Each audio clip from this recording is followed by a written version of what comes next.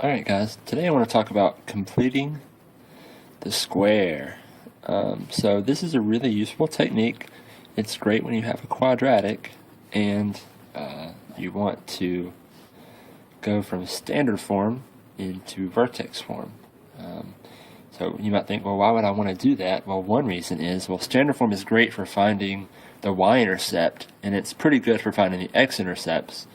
But it sucks to find the vertex and the axis of symmetry. There's a lot of work involved.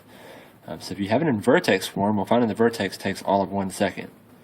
So let's say, for example, we had the equation y equals x squared plus 4x minus 3. And I want to complete the square here. So what I mean by that is I'm going to take the 3, the negative 3 here, and I'm going to move it off to the side for a second. What I'm going to do is I'm going to add a number to this equation that's going to turn this part into a perfect square trinomial. And then what I'm going to do is I can't just randomly add a number to an equation. So to balance it, I'm going to go over here and I'm going to take away whatever I just added. I'm adding here, I'm taking away over here. That way my equation stays balanced. So the number that you're going to add is you're going to look at this middle term.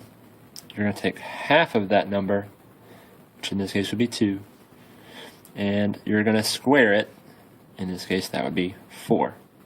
So if I add 4 right here, I have to also take away 4 over here. So plus 4 and minus 4, that'd really be plus 0.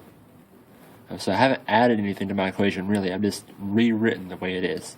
So what's going to happen is, now that this is a perfect square trinomial, it will factor as x plus 2 quantity squared, and negative 3 minus 4 would be negative 7. Okay, so I've gone in one short step from standard form into vertex form. Okay, so this, I can now see that my vertex will be the point at negative 2, negative 7. So this is the x value. Notice that you take the opposite of it, and this is the y value. Okay, let's do another example. Y equals x squared minus 7x plus 4. Okay, so again, start by separating your equation to give yourself some room to make a perfect square trinomial. Okay, so we're going to add something here, and we're going to subtract that same something on the end. So here, we're going to take half of the middle term, we'd get 7 halves, and then we're going to square it. 7 squared is 49, 2 squared is 4. I'm going to take away that same number here on the end. Okay, so this should now factor as x minus 7 halves. The minus is because the middle sign here is negative. And then over here I'm going to have to get a common denominator. 4, I know it's the same thing as 16 over 4. Minus 49 over 4, which would be negative 33 over 4. Okay, so even when you have fractions that come up, it's still not as bad as going through and plugging back in 7 halves and having to square it, multiply it, and then combine terms. So it's just a little bit easier process. So here the vertex would be the point at 7 halves, comma, negative 33 over 4. Okay, so both of these examples, notice the number in front of the x squared is just a 1. So in those examples, it's super easy. All you have to do is do what we did here. But you may be asking yourself, what happens when it's not a positive 1 in front? For example, what happens if it's a negative? Let's do 30x plus 12. Well, in this case, the first thing we want to do is make sure that the number in front of this square term is positive 1. So to get rid of this negative, I'm going to have to divide everything in my equation by a negative 1. Okay, so I have negative y equals positive x squared minus 30x minus 12. Alright, so I'm going to take half of 30, that'd be 15. When I square that, I get 225. I'm going to add it there. I'm going to subtract it on the end. So now then this part here will factor as x minus 15 squared. Negative 12 minus 225 is negative 237. And so I have negative y equals all of this. And then remember, you want to solve for positive y, so the last step is to multiply that negative back through.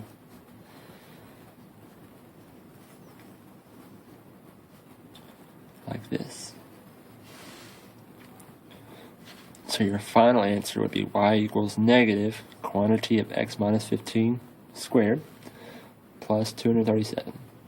Notice your vertex in this case would be at 15, 237. And since we have a negative in front, what that means is that the graph is going to open downward. Whereas these two up here, they would both open up since there's a positive in the front.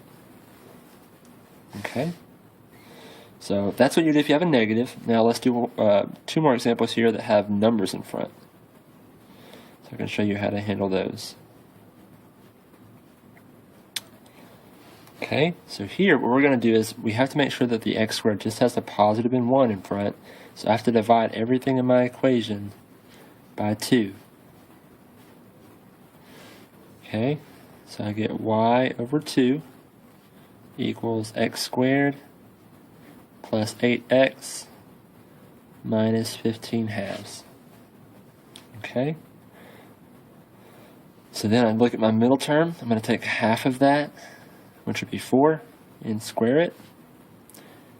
I'm going to add 16 here. I'm going to subtract it here. This will now factor as x plus 4 quantity squared. And then I want to get a common denominator there so I can combine those. 32 over 2. So that'd be negative 47 over 2.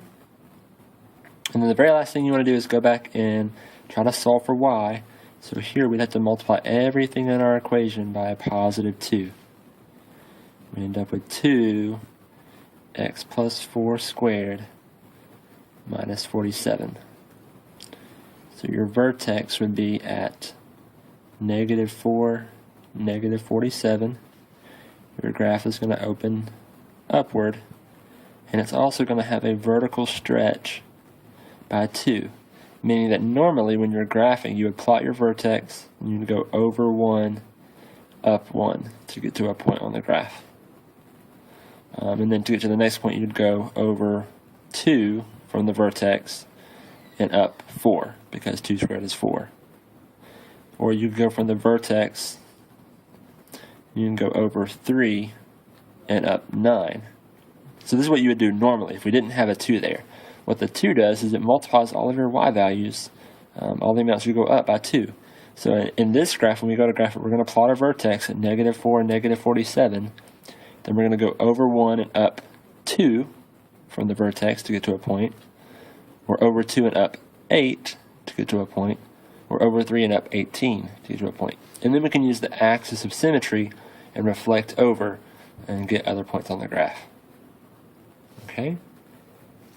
Let's look at another one. Y equals, let's do negative 3x squared minus 21x plus 15. Okay, so again, the first thing that you want to do here is divide everything in your equation by negative 3. So you get x squared plus 7x minus 5. Then you can kind of separate it so that you have room to complete the square. So you take half of that, which would be 7 halves. You'd square it. And then minus 49 fourths over here. So we'd get x plus 7 halves squared.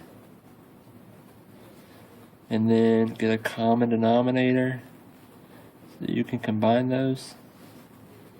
Negative 69 over 4. And then go back and multiply everything in your equation by a negative 3.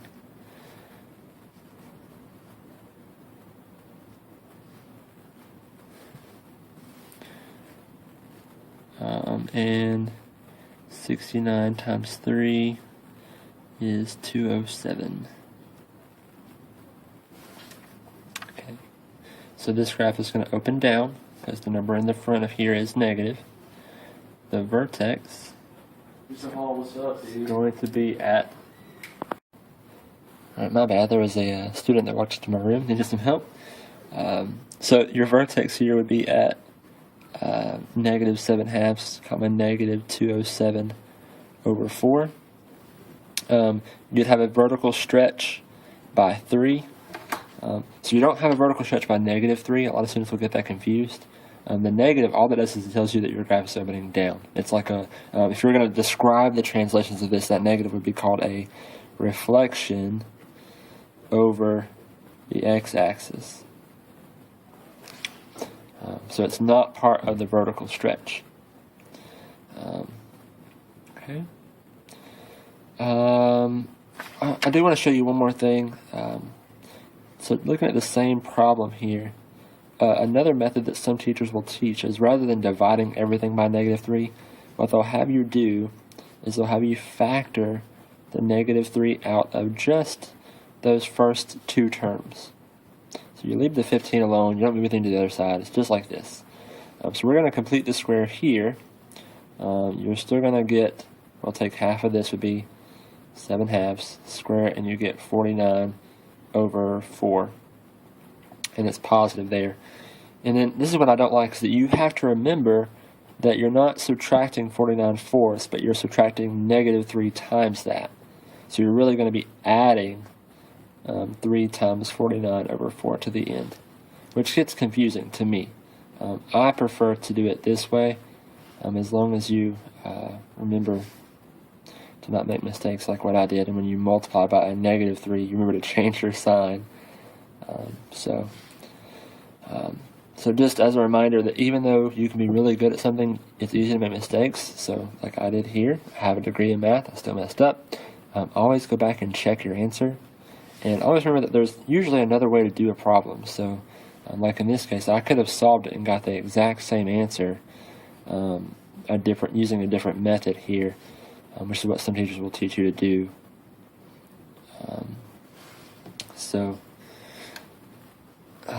Other than that, really just keep practicing with completing the square. The process itself is not too difficult. Some things that you want to make sure that you do is, number one, make sure that the x squared term is just an x squared. It can't be like 3x squared. That would be bad. Or it couldn't be like a... technically, it could be a 9x squared, but it would mess up your stuff. So remember that your goal here is trying to make this into a perfect square trinomial, which is really easy to do if the term in front of here is a 1. It gets more complicated when it's not. So what I like to do is I like to divide everything by whatever's in front of that x squared term.